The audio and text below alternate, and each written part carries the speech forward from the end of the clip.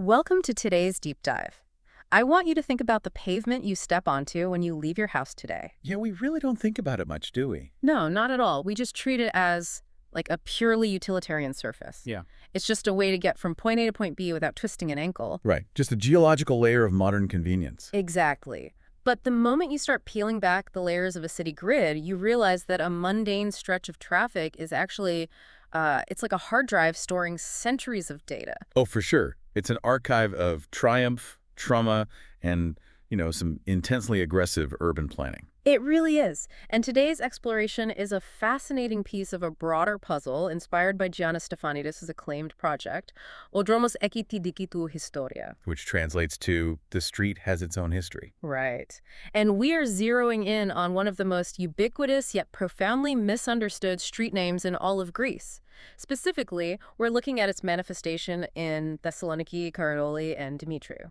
Yeah, and we are pulling from a really wide range of sources for this one. We've got biographical archives, archaeological reports from the Ministry of Culture, and the latest architectural news from outlets like Makedonica and Parallaxi. And just a quick note before we jump in, since we're dealing with historical archives that touch on some politically charged conflicts, we want to make it clear that we are simply reporting what's in these sources. Absolutely. We aren't taking sides or endorsing specific viewpoints, just trying to unpack the history as it was documented. Exactly. Our mission is to dig through the layers of this street, from the two young heroes it's named after, to the Art Deco buildings lining it, the Roman ruins buried beneath it, and the massive urban redevelopments transforming it right now in the summer of 2026. It's a huge topic, and the irony of that specific name, Karaoli and Dimitriou, is staggering when you see how people interact with it today. Because it's plastered on blue street signs in almost every municipality in Greece. Right, yeah. Yet if you ask the average pedestrian rushing down these avenues, a large portion might casually assume Karaolis Dimitriou is like a single historical figure with a double-barreled last name. I mean, I can totally see how you'd make that mistake. But the reality is far heavier. We are talking about two distinct young men, Michalis Karaolis and Andreas Dimitriou. Right, whose lives and violent deaths kind of collided in the mid-1950s. Exactly. They were Cypriot fighters in EOKA, which was waging a guerrilla war to end British colonial rule on the island of Cyprus. And their individual backgrounds are so interesting because they offer this perfect blueprint of how a grassroots insurgency actually operates. Yeah, because it requires completely different skill sets. You don't just need people in the mountains with rifles. Right. You need the bureaucratic insider who understands the system, and you need the working class operative who commands the logistics of the street. It's like a movie script where two totally different characters are brought together by fate. That's a great way to put it. And Michalis Karaolis was definitely the insider. Born in 1933, middle-class family, got a scholarship to the prestigious English school. So he was highly educated. Very much so. He secures this highly respectable government job as an income tax clerk, and he even runs track for the APL Sports Club. He is firmly embedded in the colonial administrative machine. Which is an invaluable position for an insurgency. Oh, totally. Yeah. An income tax clerk has access to records, addresses, financial flows, you name it. He was the white-collar wing of the resistance. But then you have Andreas Dimitriou. Complete opposite. Right, born a year later in 1934 to a sprawling, impoverished family in Limassol. Yeah. His formal education ends after just 3 years of night school. He works in a port explosives shop, and he's a union secretary for the dock workers. So he's the gritty, blue-collar, logistical engine of the group. Exactly. And Dimitriou leveraged that access to pull off a massive tactical upgrade for the resistance. Because early on, they were really outgunned, right? Relying on, like, hunting rifles. Yeah, totally outdated stuff.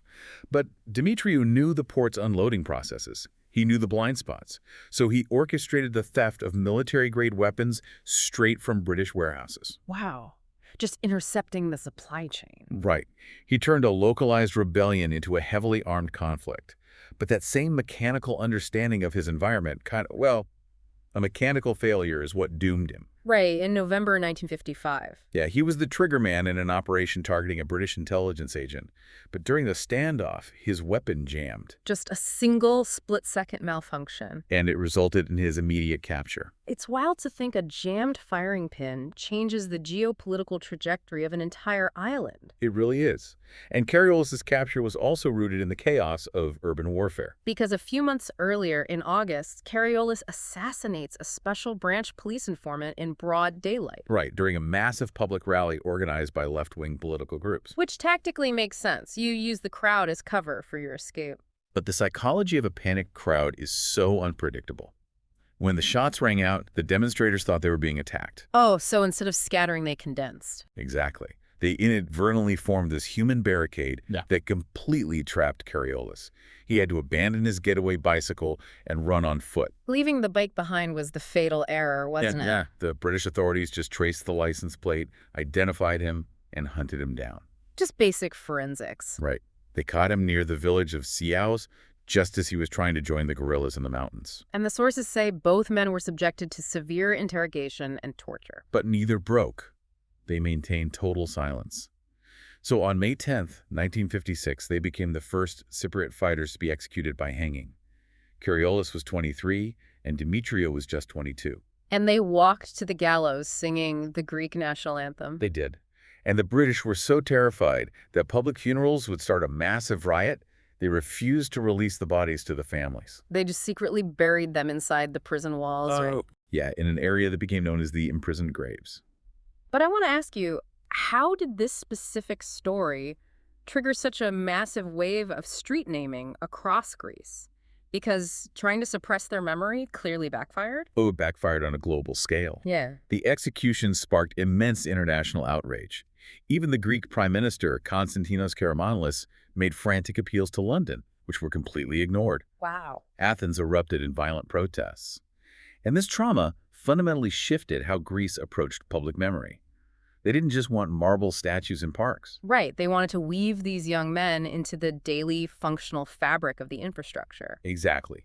They turned the physical street into a weapon of diplomatic warfare. Which is brilliant urban retaliation. I mean, they didn't just pick a random suburban cul-de-sac. No, in Athens, they renamed a prominent street in the upscale Thessaloniki neighborhood, specifically the street located right outside the British embassy. That is, I mean, it ensures every piece of official mail, every dispatch has to physically acknowledge the men the British state just hanged. It's a permanent structural middle finger. And Thessaloniki did the exact same thing. Right. They targeted a bustling avenue in the central Diikitirio area.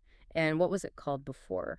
It was named after the former British Prime Minister Lloyd George. Oh, wow. So they systematically erased the British Prime Minister from the map and replaced him with the Cypriot fighters. Yep, officially christening it Karaoli and Dimitriou of the Cypriots. It's an incredible story, but you know, I have to push back slightly on this concept of memory. Sure, go ahead. It's a beautiful thought, but isn't there a risk that by putting their names on a busy road full of traffic and shops, people just walk past it in a rush and completely forget the sacrifice? I mean, it just becomes an everyday commute. That's a valid point. Oh. But you could also argue that a living, breathing street is the most enduring monument of all. It becomes part of the city's bloodstream.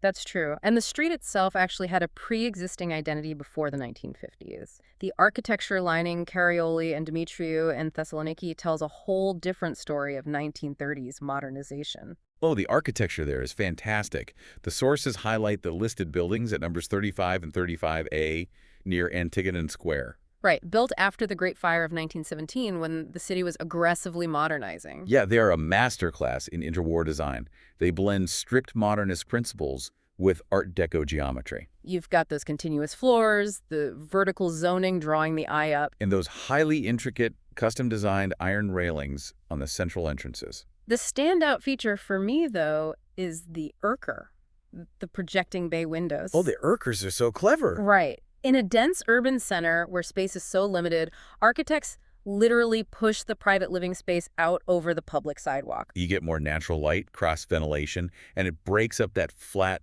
boring facade with these sweeping curved balconies. It just proves the street was a canvas for high-end design long before it became a political monument. It's like a striking palimpsest. Yeah. You had the 1930s modernist ambition overwritten by the 1950s anti-colonial trauma. But to find the real foundation of Karaoli and Dimitriou, We have to look beneath the asphalt. Yes, Platea Diikitirio, the square of the government house. Right. The current building is from 1892.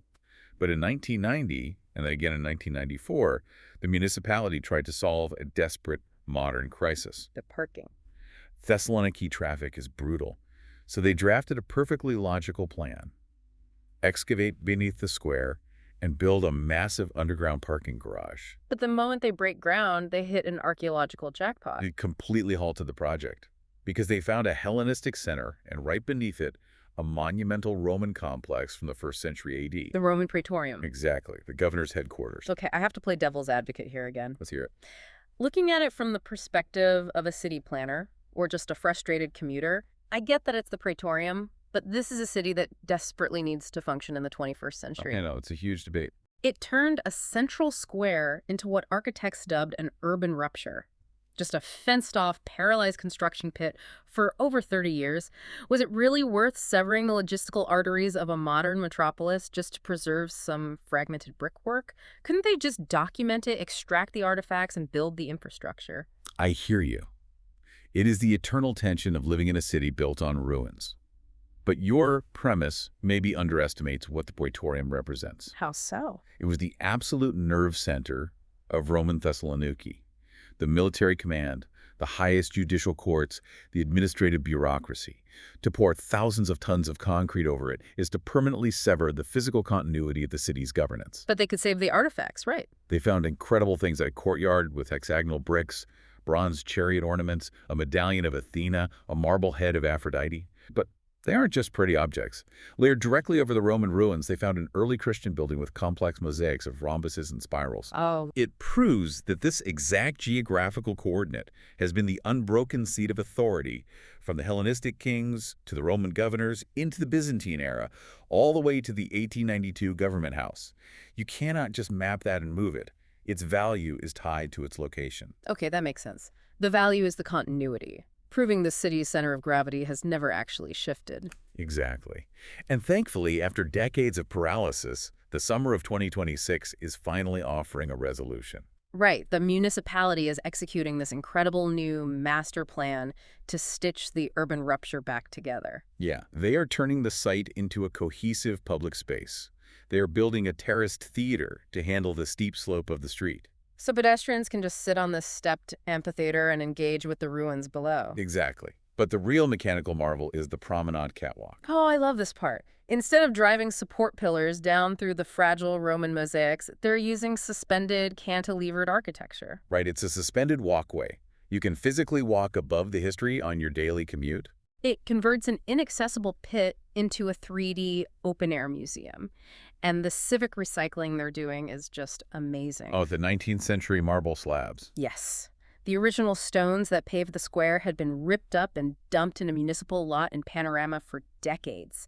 And they retrieved them, treated them, and are installing them as the borders of the new space. So the discarded 19th century paving is acting as the structural guardian for the 1st century ruins. It's such a sophisticated layering of memory. It really is.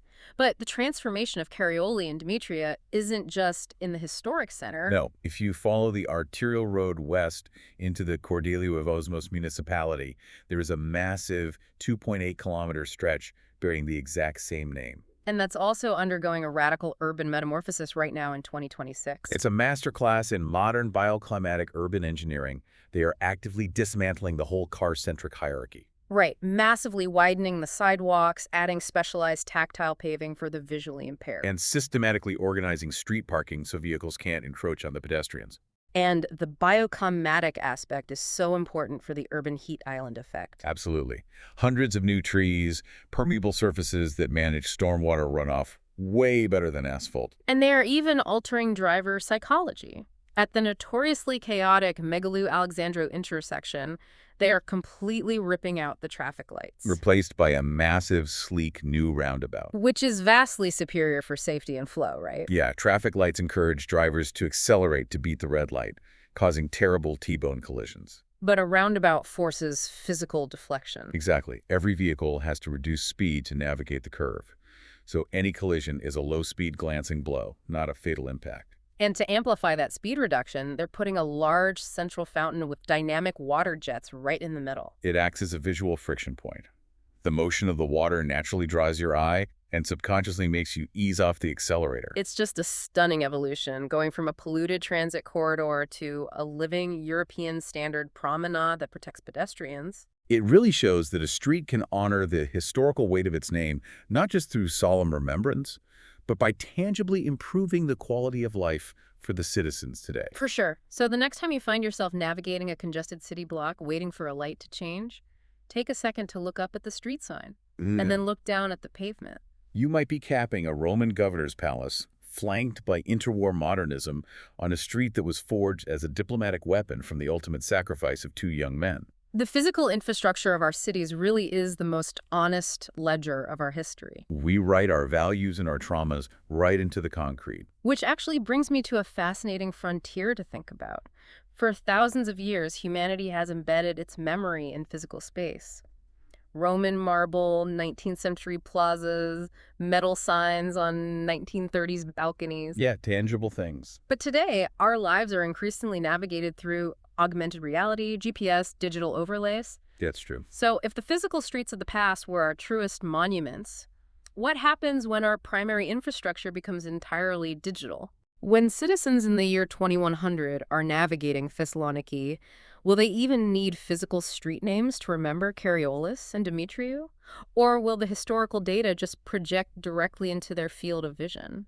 That's a wild thought. Right. And if our memories are no longer anchored in heavy, immovable asphalt, what kind of invisible digital ruins are we building right now for the future to excavate? Definitely something to mull over. Something to think about the next time you open your map app. Thanks for diving in with us today.